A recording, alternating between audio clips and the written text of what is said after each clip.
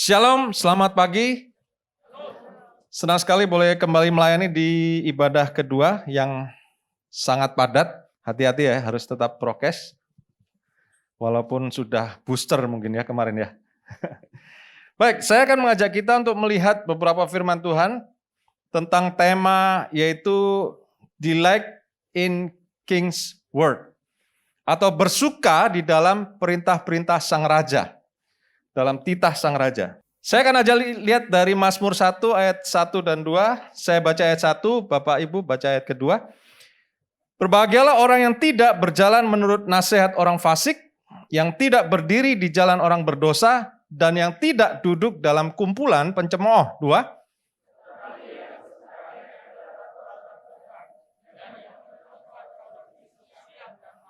Amin. Saya akan kasih satu perbandingan dari terjemahan lain, yaitu dari The Living Bible. Oh, the joy of those who do not follow evil men's advice, who do not hang around with sinners, scoffing at the things of God, but they delight in doing everything God wants them to. Day and night are always meditating on His law and thinking about ways to follow Him more closely. Terjemahan bebasnya adalah seperti ini. Kalau ayat 1 hampir sama ya. Ayat keduanya yang sangat menarik. Mereka sangat suka melakukan hal-hal yang Tuhan mau.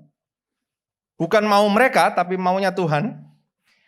Lalu siang dan malam selalu merenungkan Taurat dan firman Tuhan. Bukan sekedar baca, menghafal, tapi merenungkan. Merenungkan artinya betul-betul memahami, meditate. Meditate ini bukan meditasi lalu mengosongkan pikiran, bukan. Beda dengan meditasi konsep dunia. Konsep dunia meditasi adalah mengosongkan pikiran. Sedangkan kita bukan mengosongkan pikiran. Justru mengisi pikiran kita dengan firman Tuhan. Yang setuju katakan? Amin. Karena sangat berbahaya kalau pikiran kosong. Nanti yang lain-lain bisa masuk. Tapi kalau kita isi pikiran kita dengan firman Tuhan, maka yang masuk adalah roh Tuhan, Roh Kudus sendiri. Amin. Dan selalu berpikir bagaimana, ini yang kalimat terakhir ya, thinking about ways to follow Him more closely. Selalu berpikir bagaimana caranya supaya aku bisa dekat dengan Tuhan. Lebih dekat lagi. Sekarang sudah dekat, bagaimana caranya lebih dekat lagi. Amin. Itu adalah orang-orang yang sangat diberkati dan sangat suka dengan firman Tuhan. Nah sebetulnya, apa yang ditulis dalam firman Mazmur 1 dan 2 ini, secara natural, itu bukan kesukaan kita. Jujur. Saudara lebih suka baca firman atau nonton drakor?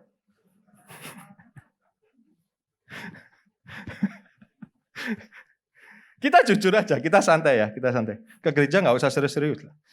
Kita ketemu Tuhan kok, jangan tegang. Kita lebih suka hal-hal yang duniawi. Walaupun kita anak Tuhan. Anda lebih suka puasa atau makan sepuasnya? Wah, Bapak ini ngasihnya yang jauh-jauh gini bedanya. Satu nggak enak, satu sangat enak. Ya jelas pilih yang sangat enak kan, betul kan? Tapi itu yang terjadi.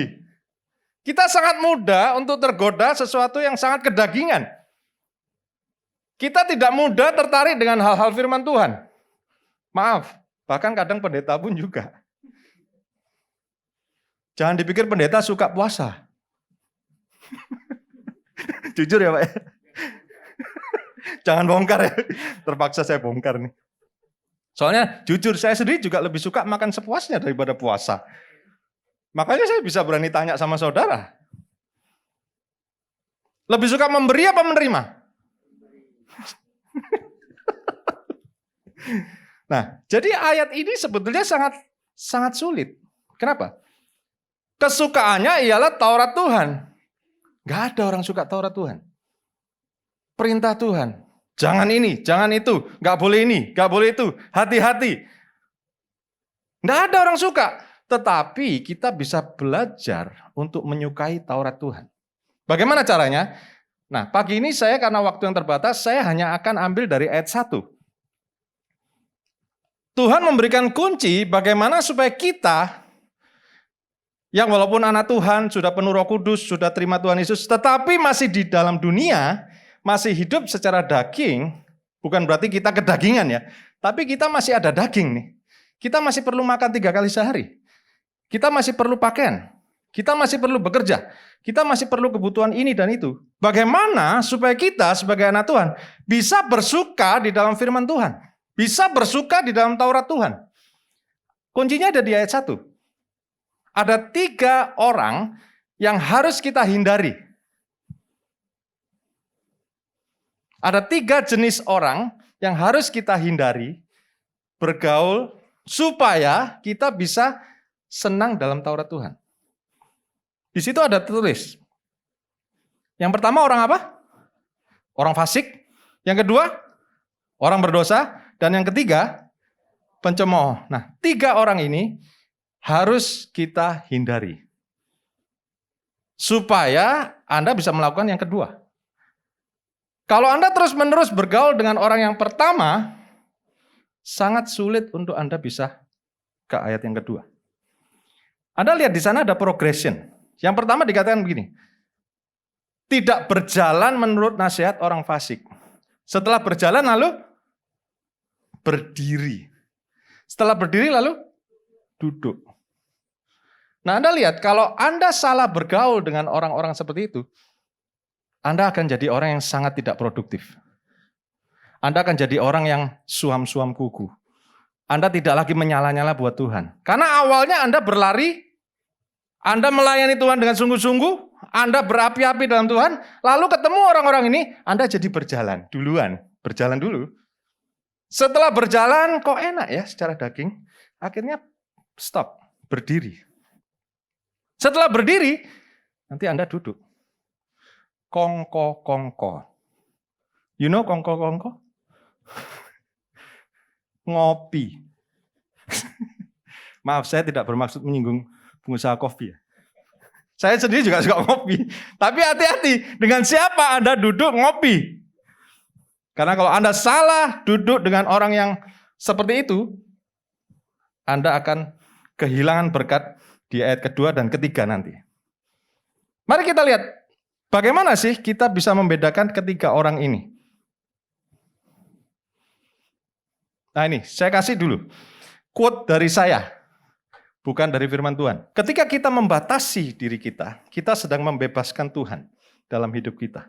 Maksud saya begini, bukan berarti membatasi itu lalu kita nggak ngapa-ngapain, enggak. Terkadang dalam hidup kita diajari oleh beberapa orang, oleh orang dunia. Bebaskan pikiranmu, jadilah seperti yang kau mau. You can be whatever you want. Betul nggak? Itu kan moto-moto yang sekarang sedang dijejalkan oleh banyak marketing-marketing guru. Engkau bisa menjadi seperti apa saja. Berpikirlah positif. Engkau berpikir maka engkau bisa mencapai. What you see is what you get. Hati-hati. Dalam satu sisi ada benarnya. Tetapi dalam beberapa sisi kita harus bisa membatasi diri kita.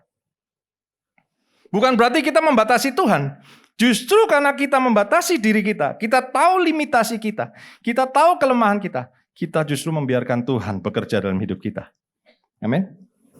Contoh, yang paling gampang tuh dalam hal konsumsi lah, makanan lah. Ini contohnya kok makan terus.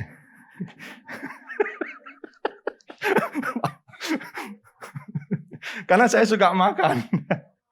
Saya kasih contoh ayah saya dan ibu saya. Ayah saya dan ibu saya itu memberikan satu contoh yang sangat baik buat kehidupan saya. Karena mereka dalam konsumsi makanan itu sangat tahu batas. Ayah saya itu usianya tahun ini 73. Masih sehat. Masih olahraga tiap pagi. Tiap pagi bangun jam 4:30, jam 5, sepeda dan jogging. 73 loh. Bukan 63. Kalau 63 banyak. Apalagi 53. Ini 73.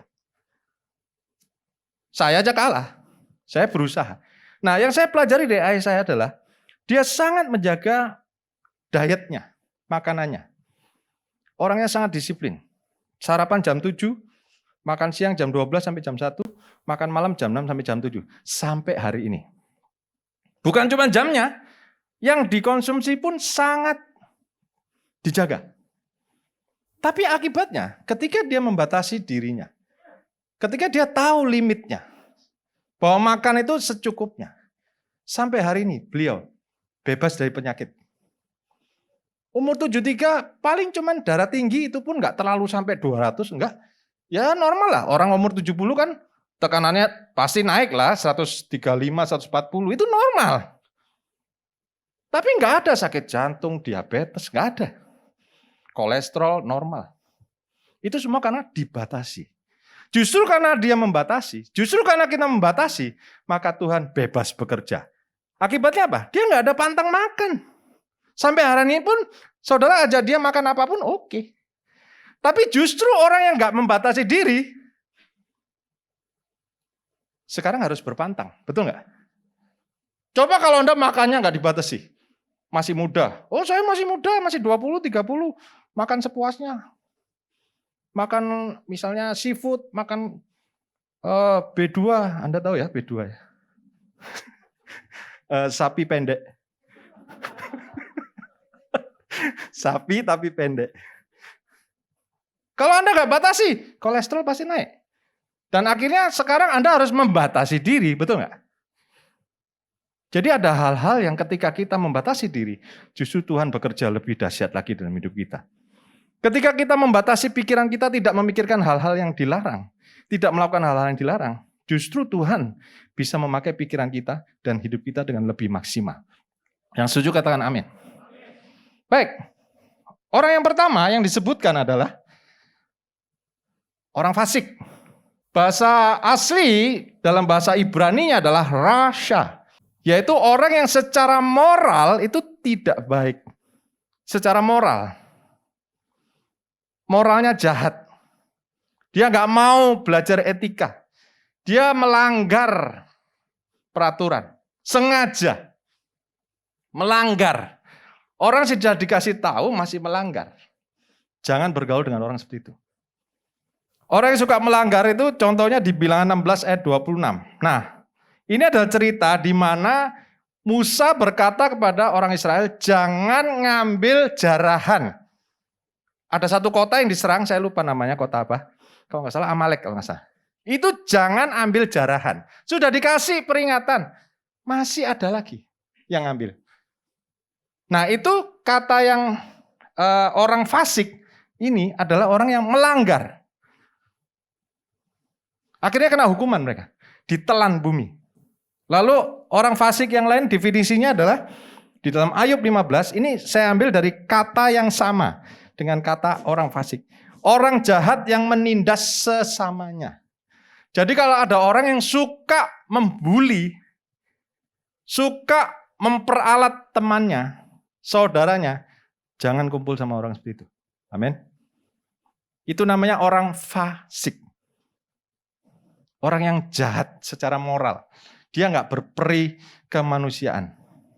Dia tidak mau tahu orang lain. Yang penting saya senang. Yang penting saya happy, saya untung. Yang lain EGP. Itu orang fasik. Lalu yang kedua, ada yang namanya orang berdosa. Kita semua memang orang berdosa, tapi sudah ditebus oleh darah Yesus. Amin. Tapi ada orang berdosa yang sudah ditebus ataupun yang belum ditebus. Ini yang dimaksud dengan orang berdosa. Dalam bahasa aslinya kata, kriminal. Sudah diberitahu kalau tadi melanggar, mungkin dia melanggarnya 1-2 kali. Kalau ini memang terus menerus, dia suka melanggar. Dia suka melakukan dosa itu, walaupun sudah diingatkan. Jangan. Melawan, karena dia pada dasarnya ingin melawan Tuhan. Contohnya adalah di dalam Yesaya. Ini. Kata yaitu orang-orang berdosa yang memberontak terhadap Tuhan. Memang mereka melawan, sudah tahu Tuhan nggak boleh masih melawan. Itu akan dibinasakan oleh Tuhan. Lalu yang paling terkenal adalah orang Sodom dan Gomora. Orang Sodom dan Gomora itu sudah diperingatkan, jangan. Bahkan dikirim malaikat. Malaikat 2 orang dikirim untuk memperingatkan, malah malaikatnya mau diapain tahu? Kalau Anda baca di dalam Kejadian 13, malaikatnya itu mau diperkosa juga. Kalau Anda baca Kejadian 13, memang di sana nggak pakai kata yang saya sebutkan, tapi ada kata yang diperhalus. Mereka pakai kata-kata ini. Berikan, itu kan ceritanya malaikatnya datang ke rumah Lot. Lalu Lot jadi tuan rumah, orang-orang tuh menggedor-gedor. Berikan kami 2 orang itu supaya kami dapat memakai mereka. Di dalam firman itu dikatakan memakai. Itu ya Anda ngertilah maksudnya. Sudah tahu itu salah. Sudah tahu diperingatkan, itu malaikat. Ya masih mau dilakukan. Dari mana saya mentafsirkan bahwa mereka ini sangat kurang ajar? Pasti malaikat itu kan perawakannya beda dengan manusia. Iya kan? Mereka pasti jauh lebih cakep, lebih gede, lebih tinggi, lebih keker mungkin ya kalau laki ya. Nah, mereka enggak ada gendernya. Tapi mereka pasti lebih bagus lah dari manusia. Makanya orang-orang Sodom itu kepingin memakai mereka. Karena mereka memang sangat melawan Tuhan. Jangan bergaul dengan orang seperti itu. Yang ketiga, Lutz dalam bahasa Ibrani-nya. Sebetulnya pencemooh nih paling gampang adalah definisinya orang yang sombong. Amsal 3:34 itu sangat jelas. Tuhan membenci orang yang Lutz, tinggi hati, tetapi memberkati orang yang rendah hati. Jadi pencemooh itu orang yang sombong. Karena kalau nggak sombong nggak mungkin dia mencemooh. Biasanya orang yang suka mencemooh itu adalah orang yang Anda tahu mencemooh itu apa sih? Bahasa Jawa paling enak. Ngenyek, betul. Ngenyek. You know ngenyek? Bahasa Jawanya ngenyek. Sinis. Mencemooh. Misalnya nih. Wih, hebat ya orang itu ya. Dia. Itu mencemooh. Wih, anak itu loh, ibu itu loh hebat, anaknya juara. Kamu nggak tahu. Itu mencemooh. Kenapa? Karena dia nggak mau kalah, dia sombong kan. Dia nggak mau kalah. Itu udah jelas-jelas anaknya kalah kok sama itu. Tapi dia masih cari kelemahannya ibu itu. Amsal juga dalam bahasa Indonesia sehari-hari. BIS ini bahasa Indonesia sehari-hari. Jangan mencela orang yang tak mau diajar. Lutz, pencemooh. Tidak mau diajar. Ada orang-orang yang kalau diajari nolak, menentang, mencemooh. Aku ngerti. Sudah bisa. Aku tahu. Jangan kumpul sama orang seperti itu. Itu orang-orang yang sombong. Ia akan membencimu. Tetapi kalau orang bijaksana kau tunjukkan kesalahannya, ia akan menghargai. Karena dia rendah hati. Oh iya ya, saya masih salah. Kurang. Dia akan mau diperbaiki. Tapi orang sombong enggak. Orang sombong itu berkata, saya tidak perlu orang lain. Orang lain yang perlu saya. Saya sebetulnya mau ganti orang lain itu dengan kamu. Saya tidak perlu kamu. Kamu yang perlu saya. Itu orang sombong. Hati-hati kalau kita dalam hati berkata, saya nggak perlu anak buah saya itu. Anak buah saya yang perlu saya. Saya yang gaji mereka kok. Hati-hati. Anda terjebak jadi bos yang sombong. Kita saling memerlukan kok. Maaf, kadang-kadang ada suami berkata dalam hati, aku nggak perlu istri ini. Istri ini ngerepotin aja. Aku bisa semua. Maaf, kadang ada istri yang lebih hebat dari suami. Berkata, aku nggak perlu suami ini. Suami ini ngerepotin aja. Ngambil keputusan salah terus. Apa-apa tanya saya. Belanja tanya saya. Anak tanya saya. Sekolah anak saya. Maaf kalau ada yang tersinggung. Maaf, bukan maksud saya. Loh, memang istri itu pasti lebih hebat dari suami. Betul nggak? Yang setuju katakan?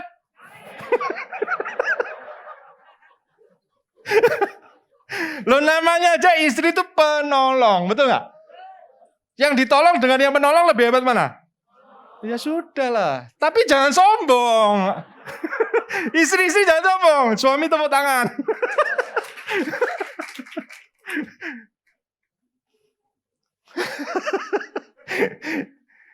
Dari tadi kita guyon terus nih. Semoga tapi ayatnya tetap masuk ya. Amin. Orang yang sombong merasa bisa segala sesuatu, tahu semuanya, lebih tinggi derajatnya dari orang lain. Hati-hati, jangan sampai kita terjebak dengan kesombongan. Nah, kalau Anda bisa menghindari ketiga orang tadi, carilah orang-orang yang punya kualitas seperti ini. Bergaullah dengan orang yang tepat, yang suka melakukan firman, yang takut akan Tuhan. Karena kalau takut sama Tuhan, pasti dia melakukan perintah Tuhan. Amin. Dan orang yang rendah hati.